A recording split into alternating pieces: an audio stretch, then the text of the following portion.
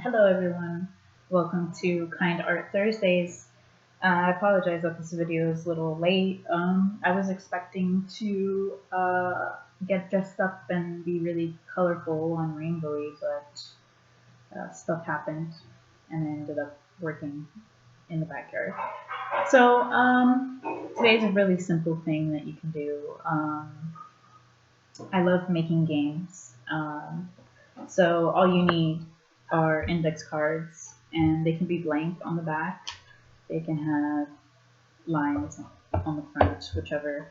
And you're gonna take an index card, and you're gonna make a prototype of a game. So this game can be a board game. This game could be a card game. This game could be a 2D game, and this game could also be 3D. I don't recommend doing virtual reality because that is really complicated and that will take forever. So what you want to do for your prototype, you want to decide what is your game?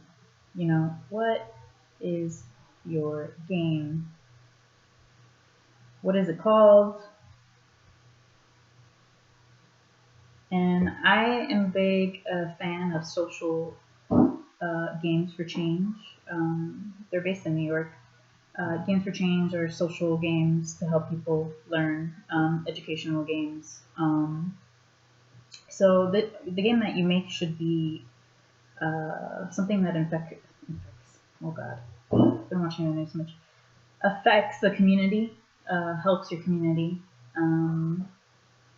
solves an issue. So let's put, what does this solve, and what is the message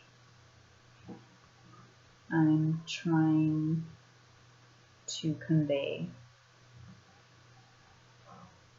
So you have these questions, and sorry if my writing's kind of bad. You want to answer these questions before you start prototyping.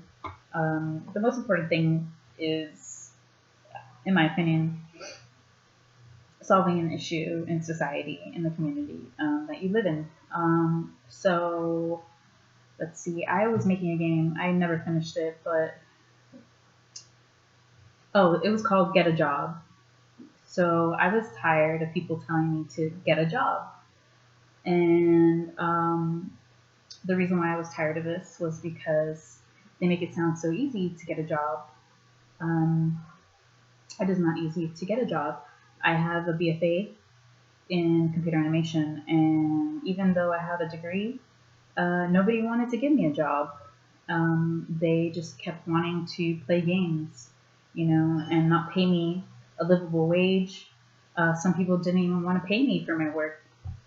So I decided to make a board game called Get a Job, and this game was meant to show you how hard it is to get a job, regardless of your education, regardless of your degree, and show people that it's not as easy as you think it is to get a job.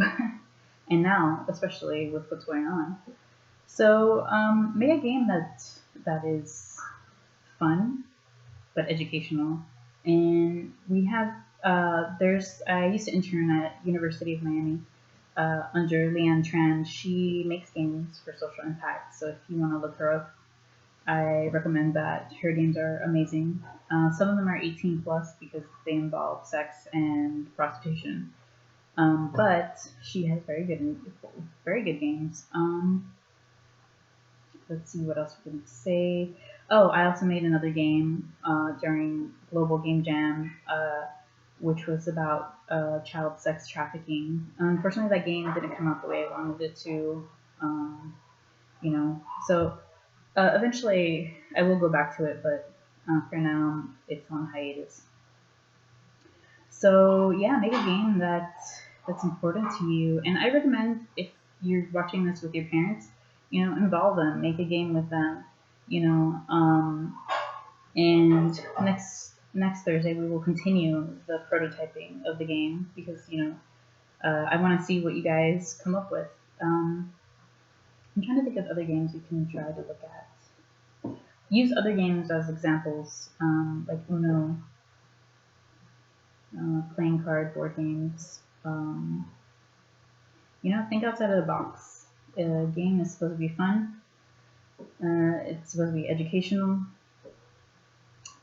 and you want to make a game that's accessible. So your game should be easy to understand. Your game should have a key code or a color code, or I can't remember right now. A key, a color key or icon key, whatever, so people can understand your icons, and yeah, I think that's pretty much it. And also don't use somebody else's art, because that's not right. You should pay the artist. Make your own art. This is your game. It should be your art. Even if you think you can't draw, my opinion is everyone can draw. You just have to practice. So, draw whatever you want, any medium. Yeah, so that's it. This is the first part of prototyping. Super easy, right? You just answer those questions and then you develop your story, your game. Of course, the more things you add, the more complicated it's going to be. But that's okay. But yeah, you should look up games on Steam. There's several games that you can try out. Pikuniku is like 99 cents. Pikuniku is a Japanese game. It's a co-op. Really simple, cute little game that I have that I like to play. What else is another game that I have? I have Harvest Moon. I love Harvest Moon. I don't know. I like any game, so except for violent games. I don't like violent games at all. Yeah, make your little game, and I suggest you use a big piece of paper after you answer these questions and have a brainstorming session with whoever you're working with this game with, and just go crazy. Like put it all on one piece of paper, multiple papers, and keep it for next Thursday when we're gonna start. I think we're gonna start. I want to say the story portion of your game, but we can also do the character portion. So yeah, enjoy making stuff. We're all stuck indoors, so you might as well do something fun.